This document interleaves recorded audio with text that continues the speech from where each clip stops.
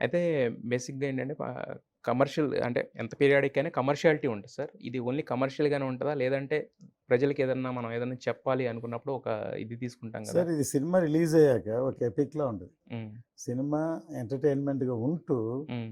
అంటూ ఒక మెసేజ్. ఆ!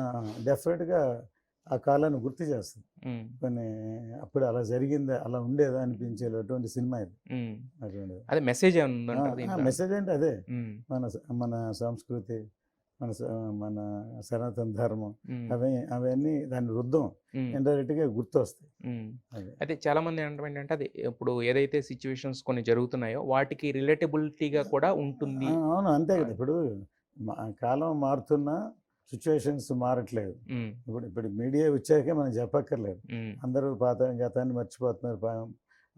అలా వెళ్తున్నాం. దేశం ఉండాలి, భక్తి ఉండాలి, మన దేశం ఉండాలి అవన్నీ అవును. అవును. చెప్పాల్సొస్తుంది. అవును. ఇంతకుముందు ఉండేవి. అవును సార్. సో, ఈ సినిమా చూసాక ఎంతో కొంత మొన్న ఒక సాంగ్ రిలీజ్ అయింది కదా! హ్మ్.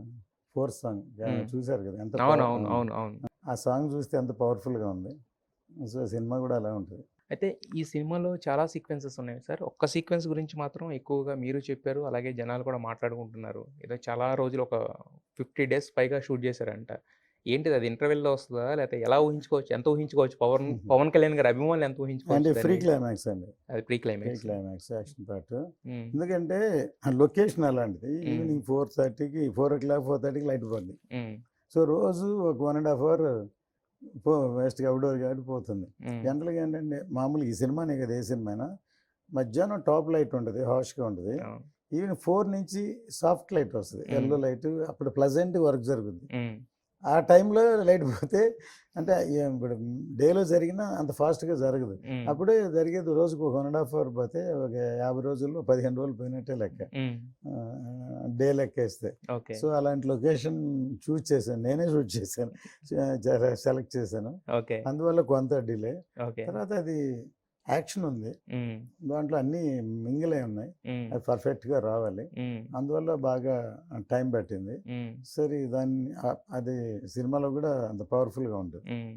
అయితే జనరల్‌గా కొన్ని కొన్ని యాక్షన్ సీక్వెన్సెస్ కొన్ని డిఫికల్ట్‌గా ఉన్న షాట్స్ ఏంటంటే ఎప్పుడు కూడా స్టార్ హీరోస్ అనేసరికి డూప్స్‌కెళ్తాం.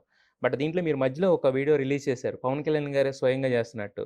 ఒప్పుకోలేదా? లేతే ఆయనది సార్ ఆయన్ని కొరియోగ్రాఫ్ అంతా ఆయనే చేశారు. ఓహ్! ఫైట్ కొరియోగ్రఫీనా ఆయన?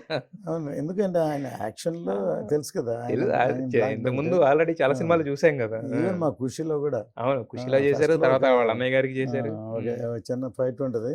అది మేము చెన్నైలో చేద్దాం అనుకున్నాం. హ్మ్. ఆయనకి ఇంకా సెట్ అవ్వలేదు. సరే అది క్యాన్సిల్ చేసాం. తర్వాత ఇక్కడ అన్నపూర్ణ స్టూడియో చేసాం. హ్మ్. సినిమా చూస్తే అందరూ షాకే అనమాట. హ్మ్.